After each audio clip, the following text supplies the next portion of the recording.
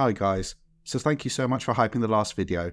If you feel inclined to do so on future videos, I definitely wouldn't say no. So this is a shorter video, as the last one was very long. Also, I may need to take a break for a week at some point soon, but we'll let you know when that's coming up. Lastly, I hope you're all doing well. Anyway, on with the video. On Wednesday the 30th of July 2008, 22-year-old carnival worker Tim McLean was travelling on Greyhound Bus 1170, returning home to the city of Winnipeg in Canada after working at a fair in Edmonton. He would never make it home alive. During the journey, a 40-year-old man called Vincent Li boarded the bus.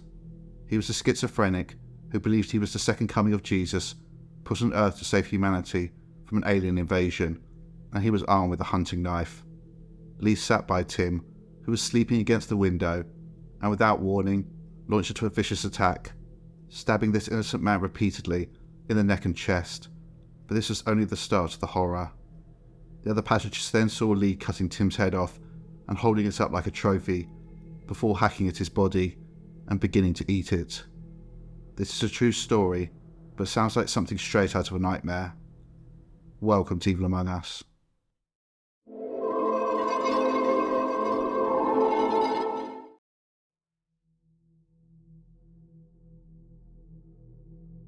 So Vincent Li was born on the 30th of April 1968 in the city of Dandong in northeastern China.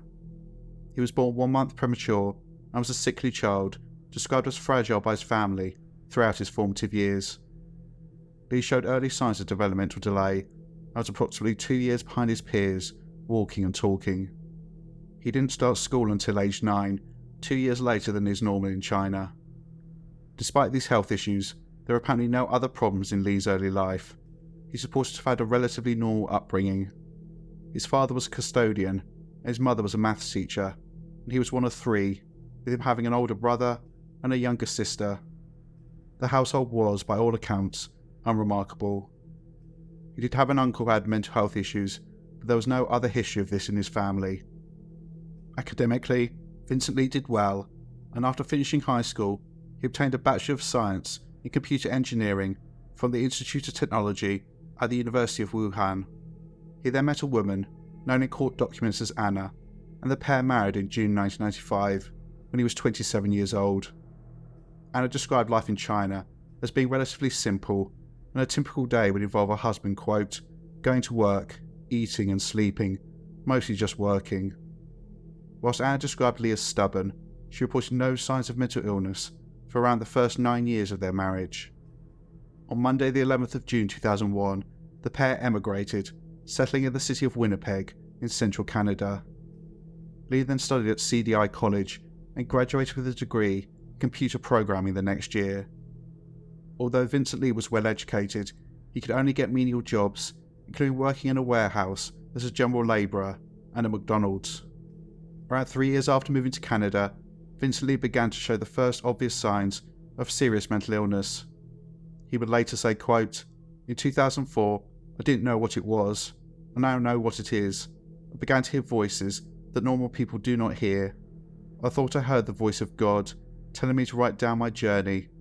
The voice told me that I was the third story of the Bible, that I was like the second coming of Jesus. I was to save people from a space alien attack. This is why I travelled around the country. I'm not sure of all the places I went to. These were the early signs of schizophrenia, a serious, chronic mental health condition that affects a person's thinking, feelings and behaviour. Key symptoms of this condition include hallucinations, i.e. seeing or hearing things that aren't there. They may also experience delusions, which are unusual or fixed beliefs, and they also may experience disorganised thinking. There's also paranoia, i.e. being excessively distrustful and suspicious of others, and this is also often a common feature of this condition. But like most mental health disorders, it's on a continuum, with people experiencing different symptoms or different intensities at different times. It's a condition which requires treatment, as without this, someone could completely lose touch with reality and act in a way that is damaging to their own lives and those of others. On rare occasions, as is true in this case, the consequences can be horrific and fatal. Around the same time that Vincent Li began hearing voices, he was working as a custodian at Grant Memorial Church in Winnipeg, where he became fixated with religion and was even baptised. In the early days of his illness, Li would go days without sleeping or eating. This was corroborated by his wife Anna, who later told a psychiatrist, quote, "He cried a lot and told me he saw God. I thought he was so tired, so I bought him sleeping pills from Shoppers Drug Mart, but that didn't work too well." Anna and friends of the family did try to get her husband help, but he refused this, with her stating that he was stubborn and fearful of Western medicine. Quote, "When he doesn't agree with people, he doesn't listen, even to me, and I'm important in his life." Vincent Li would also disappear for days at a time, wandering throughout the country, on foot or by bus, apparently directed by the voices to locations which were apparently significant to his ultimate mission, saving the world from aliens. His erratic behaviour and refusal to get help put a strain on the marriage, and Li and Anna separated in March 2005, and this seemed to exacerbate the deterioration in his mental health. Soon after the separation, Vincent Li left for the city of Thompson, over 450 miles away, apparently planning to buy land, although he had no money. When he got there, he didn't even have the money to get back, and so took a job at a local Walmart. 4 months later, he had saved enough to return to Winnipeg and continued to work menial jobs, including at a petrol station. In September 2005, Li was found wandering along Highway 427 by Ontario Provincial Police, confused, malnourished, and dehydrated. He told the officers that he was, quote, "following the sun," as he had been commanded to do by God. They took him to William Osler Health Centre in Ontario, where despite the advice of doctors to stay for observation, Li left. Vincent Li then went back to China and appeared to try and get his life back on track, but whilst he could find work easily, he lost jobs within days due to him becoming morose and irritable, as well as frequently falling out with his colleagues. It was later reported that Li's father got him to see a psychiatrist who said nothing was wrong with him, although it was clear he was deteriorating rapidly. Anna joined her husband in China, apparently to try and reconcile, and she later said that Li, quote, "looked horrible, so skinny, like a homeless person." However, the relationship was not salvageable, and Anna flew back to Canada. A month later, Li also returned, relocating to Toronto. The pair divorced soon after this, in early 2006. Again, like the original separation, the dissolution of the marriage increased Vincent Li's descent into madness. He would frequently call his ex-wife, saying how much he missed her. Li was unemployed, and Anna took pity on him, inviting him to stay with her in Winnipeg. One day, in late 2006, without any warning, Li left and moved over 800 miles away to Edmonton. He didn't have any money and ended up living in his car. Anna would frequently send him money, but he was clearly struggling, and so she moved to be with him in July 2007. With Anna by his side, Vincent Li seemed to settle down. He found work delivering newspapers and working at Walmart, and he was described by co-workers as reliable and hard-working. It appears that the symptoms of Li's schizophrenia were in remission, and he was able to function normally for a short time. This was likely prompted by the stability he found by having Anna with him, supporting him. But this peace would eventually come to an end in the most horrific way, and a man Vincent Li had never met and barely said a word to would be butchered in front of a bus full of horrified passengers in one of the most horrific crimes in recent Canadian history.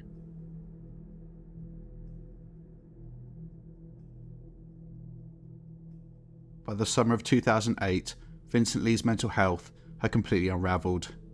In June of that year, he flew to China to see his family and only stayed 24 hours before flying back to Canada. In the short time that he was there, he told his father he was back to, quote, "find a wife." This is also the same month that he was fired from his job at Walmart due to a disagreement with another employee. It seems that others have tried to find out what this was about, but have been stonewalled by Walmart, who have stated they do not comment on former staff. After this, Vincent Li went back to his job delivering newspapers, but on the morning of Monday the 28th of July 2008, he suddenly quit this job. That evening, he left the home he shared with his former wife Anna in Edmonton and left her a cryptic note which said, quote, "Don't look for me. I wish you were happy." Anna later explained that throughout their marriage, Li would often go missing so she wasn't initially concerned and expected him to eventually return home. Li later stated that it was the voice of God which had told him to leave Edmonton, and he was then told to board a Greyhound bus, which he did at 5 minutes past midnight on Tuesday the 29th of July 2008. Where he was initially heading is a mystery. Li had boarded a bus headed for Winnipeg, around 800 miles away, and had bought a ticket for this entire route. He'd also bought another ticket for a journey from Winnipeg to Thunder Bay, so another 430 miles east. Both tickets he'd bought under the alias Wong Pent. Prior to boarding the bus, Vincent Li bought a hunting knife, with him later reporting, quote, "I bought a knife at Canadian Tire. I bought it for any emergency for the journey, to protect myself from the aliens. I was really scared." Li then sat on the bus for the next 18 hours clutching a few bits of luggage, including a bag containing the knife. At 6 p.m, the bus stopped in the tiny town of Erickson. This was a stop where people usually get on the bus, as opposed to getting off it, but Li, leaving some of his belongings behind, alighted and wandered off. The bus waited a short time for him, but then eventually drove away. This was around 150 miles away from Winnipeg, where he'd bought a ticket to originally, but he later stated that God had told him to get off the bus in Erickson, because here he would, quote, "live forever." This was the day before the horrific killing of Tim McLean, and later, Vincent Li would tell a psychiatrist that he almost attacked another man. Specifically, a man in a truck drove backwards and forwards outside the bus station in Erickson, and Li said that he heard the voice of God telling him this man was going to kill him. So he hid out of sight, knife drawn, waited for the man to approach so he could attack him. Thankfully, the truck drove away, the driver likely never knowing how close he came to being murdered. Li then walked around aimlessly and spent most of the night sitting on a bench. He was seen by the owner of a store, and although Li didn't do or say anything, he made this man feel uneasy. He later said, quote, "I had a bad feeling about it, so I came down and checked the store around 3 o'clock in the morning, and this gentleman was sitting there in front of the co-op, just sitting straight, upright, at 3 in the morning. The next morning, Wednesday the 30th of July 2008, the day of the killing, a 15-year-old local of Erickson called Darren Beatty was riding his bike when he came across Vincent Li sitting on the bench. Li had a brand new Acer 4200 laptop sat on the pavement with a note on it which read, quote, $600 for sale or best offer. Darren, likely trying his luck, offered $60, 10% of the asking price, and to his surprise, Li accepted. He handed over the cash and the laptop was his. He later told the police that the man was not agitated or aggressive in any way, and told the press, quote, "I just thought he was a guy having a hard time. He seemed lost. As I was talking to him about the laptop, he muttered something about America. He had a thick accent, so it was hard to understand. He seemed really happy to get some money in his hand." The laptop was eventually handed over to the police, and there was nothing particularly interesting in its contents. There were emails to people he knew in China, revealing how his life in Canada had not worked out the way he wanted, as well as multiple applications for jobs in different fields. It appears that Vincent Li felt compelled to continue with his journey, so at 6 p.m. on Wednesday the 30th of July 2008, he got onto Greyhound Bus 1170, bound for Winnipeg.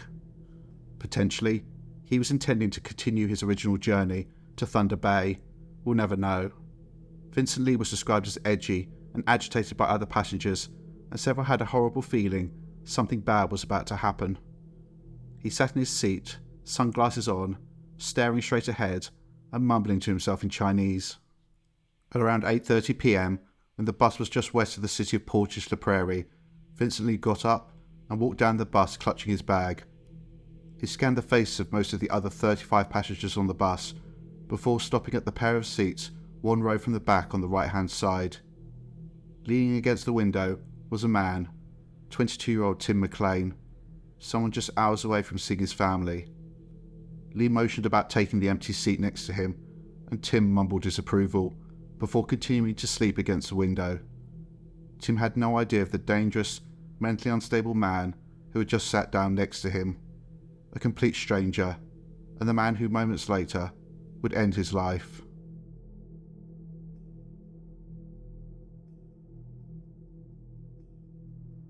So who was Tim McLean? He was born Tim Richard McLean on Thursday the 3rd of October 1985 in Winnipeg. He was one of 6 children of Tim McLean Sr. and Carol Dodeli. He was described as a happy young man, with his loved ones later stating, quote, "He could always bring out the best in people with his charm and never tired of pulling pranks." Tim's appetite was legendary, both for food and life. He could never stand still. There was a whole world to see, and everywhere he went, he brought light and joy.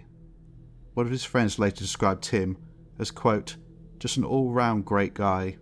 He was never in a bad mood. He always liked to have fun. No one can ever replace him. Tim was one of a kind." Since he was a child, Tim was drawn to the transient lifestyle.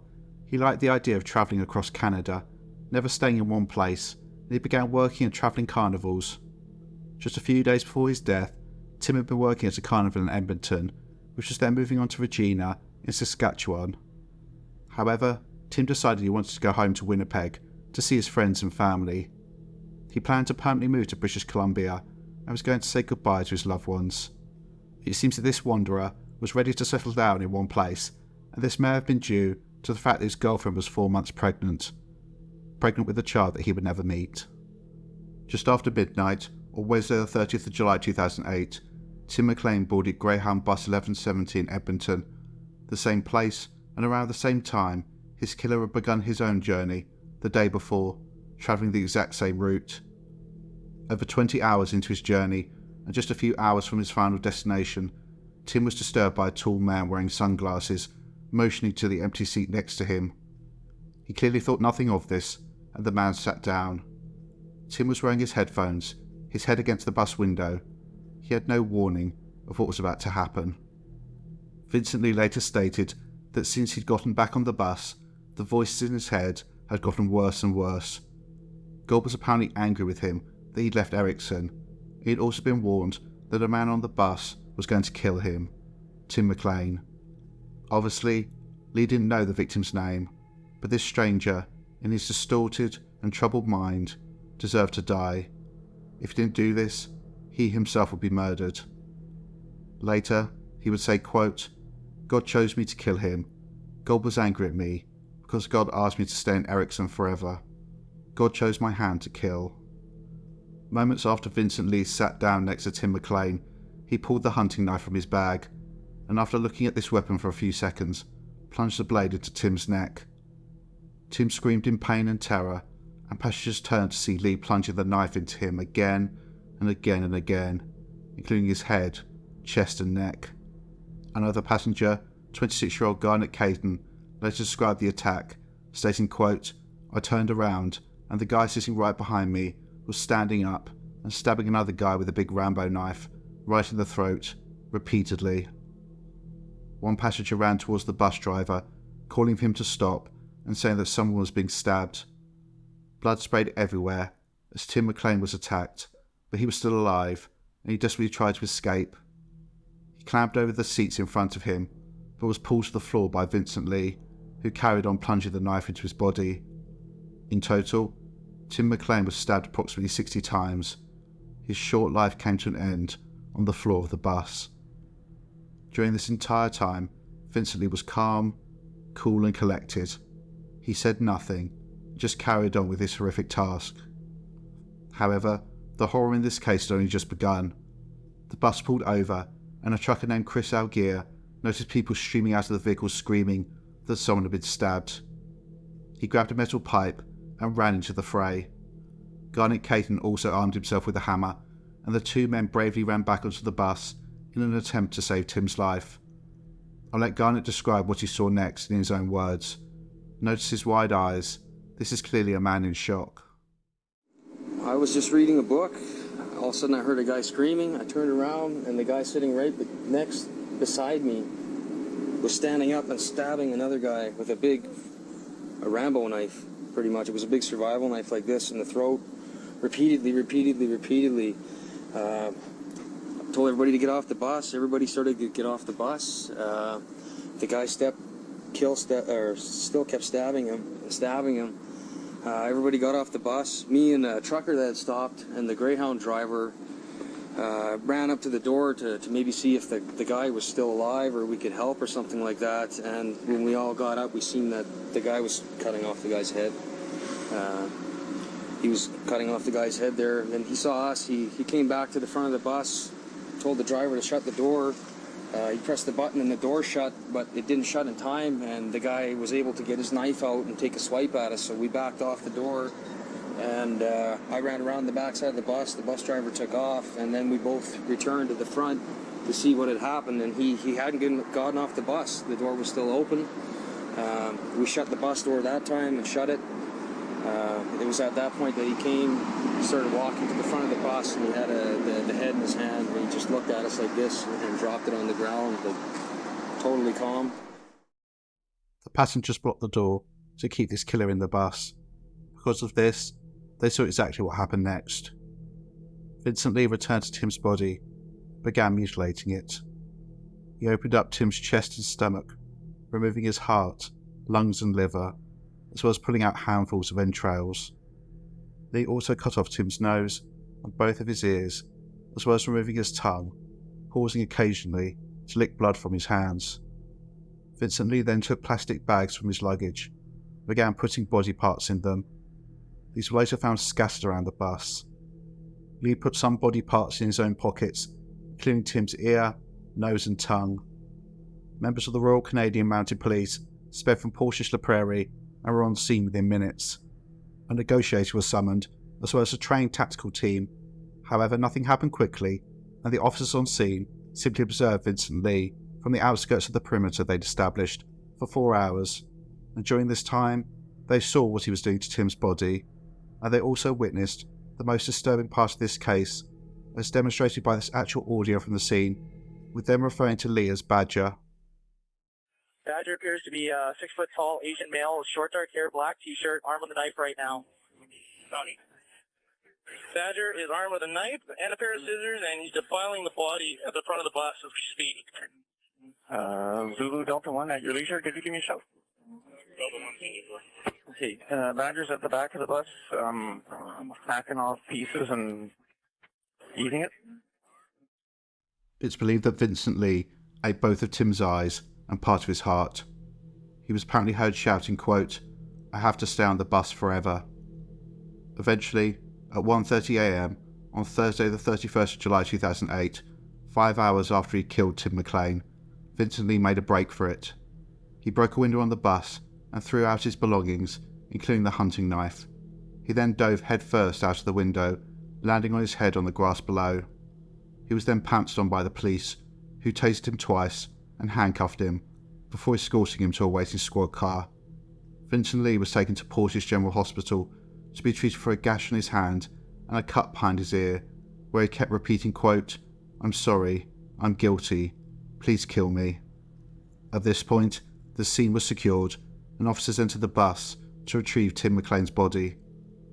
I don't think the horror of what they saw can ever be described. Tim was in pieces and blood covered the inside of the bus, with his organs scattered about. This crime appears to have ultimately claimed 2 victims, as in 2014, 6 years later, one of the first responders, Corporal Ken Barker, who developed PTSD after what he saw, took his own life. Returning to the immediate aftermath, Vincent Li was quickly charged with second-degree murder, i.e. a deliberate killing that occurs without planning, and he was remanded to await his fate in court.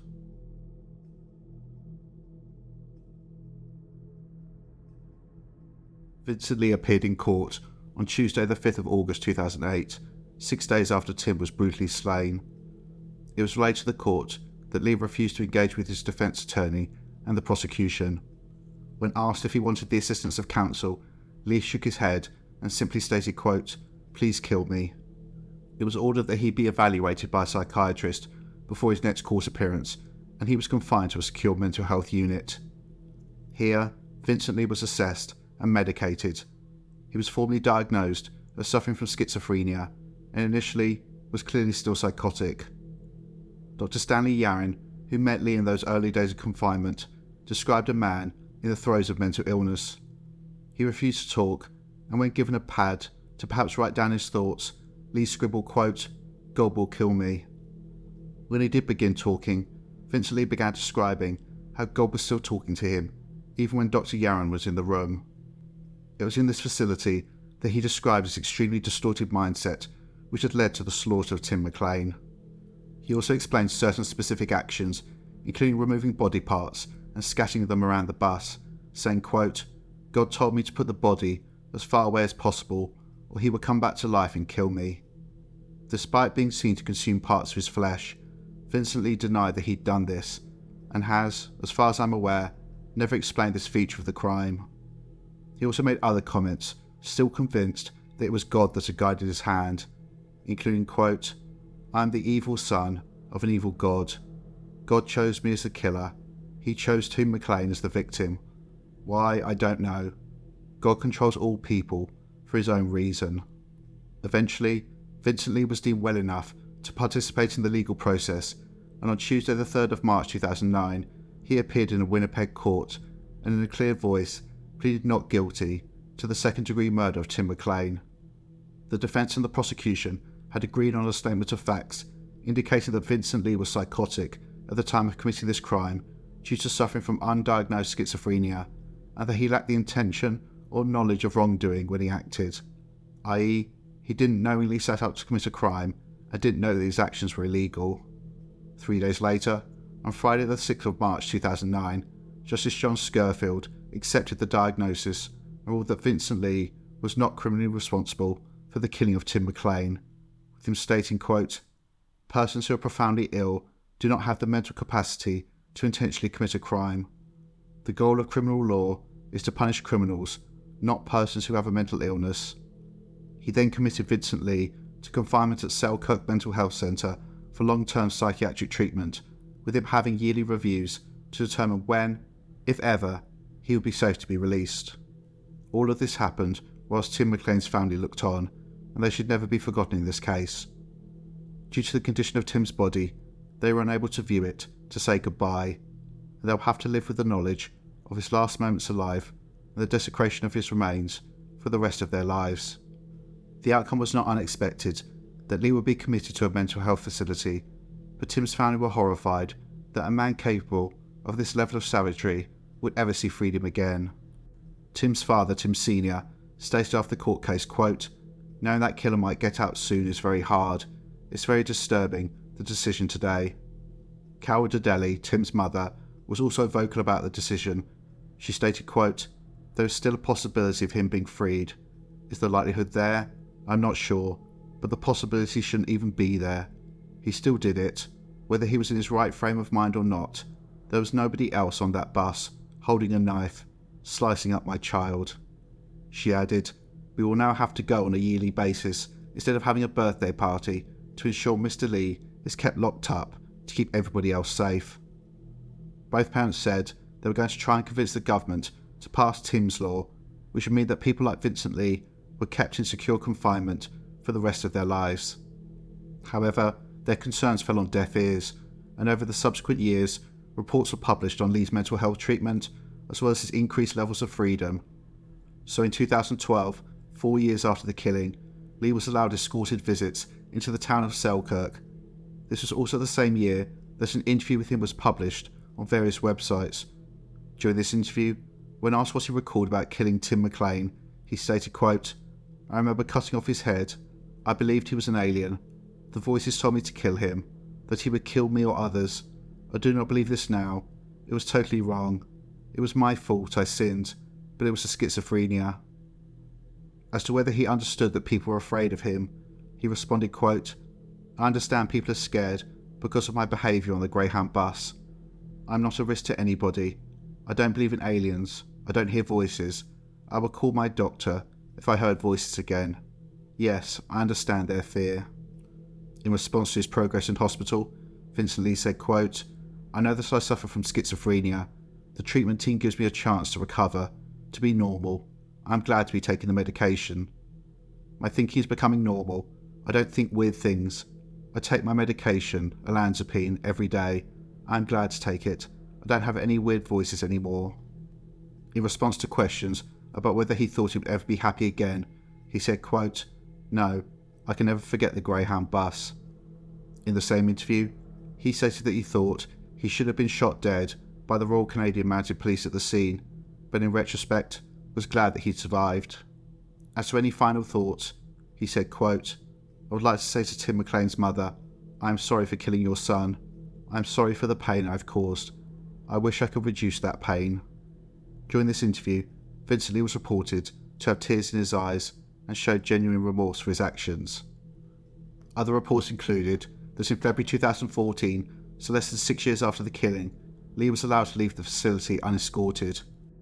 In February 2016, it was disclosed that Li had legally changed his name to Will Lee Baker and was seeking permission to leave a group home that he moved to, as he wanted to live independently. This was granted, but with conditions.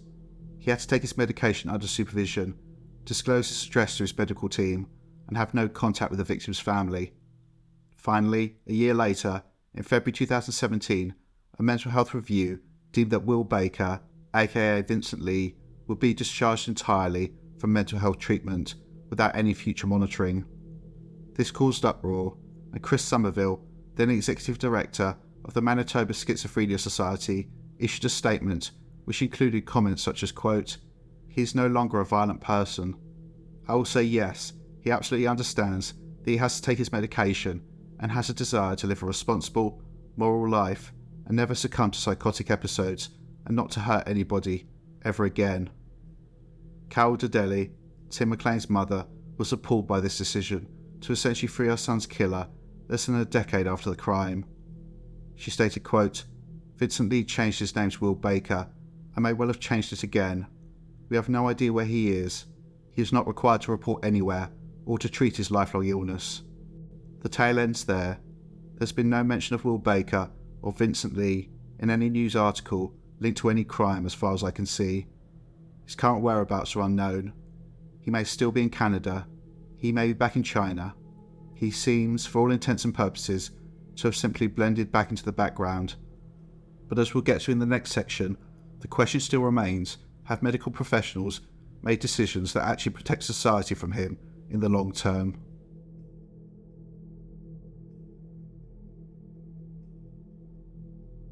I'll talk about the profile of Vincent Li and then make some observations about the case as a whole, including the decisions made by mental health professionals and whether I think they're in the best interests of the public. Beginning with Vincent Li himself, there appears to be no doubt that he was mentally unwell at the time of killing Tim McLean, and this was due to him suffering from undiagnosed schizophrenia. According to him, he believed that Tim was an alien, and shortly before the killing, God had told him if he didn't kill Tim, then he himself would be murdered. So according to him, it was kill or be killed. However, I don't believe this. To be clear, obviously the general theme of Li being mentally unwell is true, but I don't think the circumstances of the killing fit the narrative he presented. I go by the general rule of thumb that if something doesn't feel right, then there's something wrong with the explanation. I genuinely want to see if you can follow my logic and give your comments. I'd be especially happy for mental health professionals to weigh in, to correct me and educate all of us. So the thing that underpins Vincent Li's claim is fear. Fear that he was about to be killed. Fear that Tim McLean, an alien, was going to do him harm. However, there's almost no evidence of this emotion at any point during this incident. Specifically, a consistent theme of eyewitnesses was how in control Li was during the killing of Tim. He was not fearful, he was not screaming and shouting, he was emotionless, calm.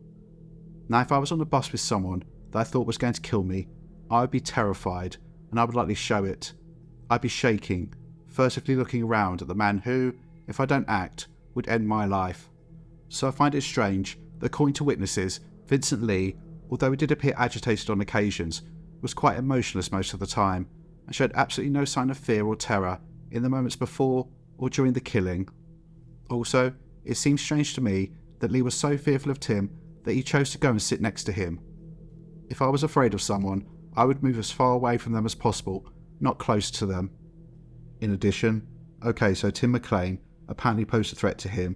It was either kill or be killed, but Tim was asleep when he was attacked. What threat did he actually pose? I found no information, although this may not have been published, of anyone digging deeper into Vincent Li's explanation, asking him, so how would the alien have killed you if you didn't kill him? When was this going to happen? Also, When he held up Tim McLean's severed head, this was showing off. This was displaying his trophy. He was proud of what he'd done. This doesn't, in my eyes, fit the narrative of him having killed someone simply because he feared they were going to kill him. He was enjoying what he was doing. Lastly, I noticed that Vincent Li could remember cutting off Tim's head and scattering his body parts around, but appeared to deny eating parts of his body, despite him being seen to do this. There appears to be a level of selective recall here, with Li claiming to have forgotten things, which I think he clearly does remember, but is unwilling to admit. With regards to the cannibalism, how does this fit into the delusion he reported? So he killed Tim because he was an alien, and moved his body parts around so he didn't come back to life, but why eat parts of him? I just feel at my core that yes, whilst Vincent Li was mentally unwell at the time of this incident and was suffering from delusions, I don't believe that he was being fully honest about why he killed Tim McLean, and in particular, what the voices in his head were telling him to do, and when. I think instead, Vincent Li heard a voice before he even stepped on the bus in Edmonton, telling him he needed to kill someone, hence why he bought a knife just before he boarded. I think he was travelling on the buses, specifically looking for a victim. For some reason, likely again due to his delusions, he chose and killed Tim. He then held up his severed head as a trophy. This was his first kill. He had taken out one of the alien invaders. As to the cannibalism, I think this was likely due to some distorted belief that by consuming Tim's flesh, he could absorb his energy, the energy of the alien that he just killed. This explanation, I think, makes much more sense. It would explain why Vincent Li bought a knife before he got on the bus, why he was utterly emotionless, in control and calm, before and during the incident, and why he held up Tim's severed head, being proud of what he'd done and consumed his flesh. Nothing about what he did suggests fear to me, like he claimed. Also, Vincent Li had left the home he shared with his ex-wife Anna repeatedly prior to this point, and always come back home, but this time he left a note. He knew he wasn't coming back. I think when he left that property, he knew he was going to do something horrific that would mean he would likely never see her again. But why would the story change? Simple. To make Vincent Li seem less dangerous, less risky, and potentially reduce the amount of time he was held in confinement. I mean, regardless of the explanation for his actions, Li would inevitably spend years in a mental health facility. But by claiming he'd only heard a voice telling him to kill Tim shortly before the attack, and only acted because he feared for his life, this gave a more sympathetic narrative, which would mean he would have some possibility of release. Admitting that he'd begun this whole journey with the intention of killing someone, and had chosen Tim, and was proud when he killed him, and had enjoyed this act, would have potentially meant he was locked up for the rest of his life. All of this was linked to Vincent Li's diagnosis of schizophrenia, so it could be argued, if this was treated, then surely the risk would go away, and so what does it really matter, the exact details of why he did what he did? The reason is understanding. It's necessary to comprehend the specifics of a person's delusions and their motivations when they're mentally unwell to look for warning signs. On top of this, you also need to predict their behaviour if they become mentally unwell. However, it's also about honesty. Can you trust a person and consider them safe in society if they're potentially lying to you? Does this give you confidence that they'll seek help when they're beginning to become unwell in the future? Will they lie if their mental health is deteriorating? And this brings me on to what I think is the biggest issue in this case. The fact that in 2017, Vincent Li was discharged entirely from oversight by the mental health services. I find this a shocking decision.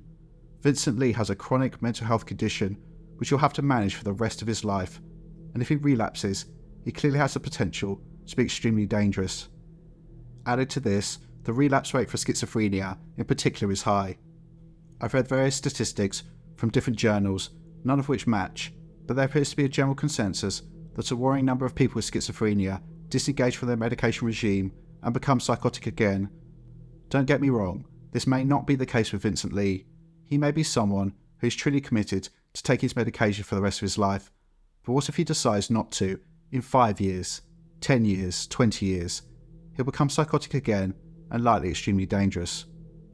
But the safeguards have been taken away to do anything about this if it happens at any point in the future. If it did, Li would be extremely difficult to track down and stop before something happened. He has shown he will travel across the country and across continents at a moment's notice. Surely, regardless of why someone takes a human life or what their state of mind is, there should be lifelong consequences. Yes, maybe Vincent Li doesn't deserve to be locked up indefinitely, but I firmly believe that he should be monitored, including most importantly, taking his medication under supervision for the rest of his days. Why take the chance, considering the horror that could happen if the authorities are wrong? So what are your thoughts on this case?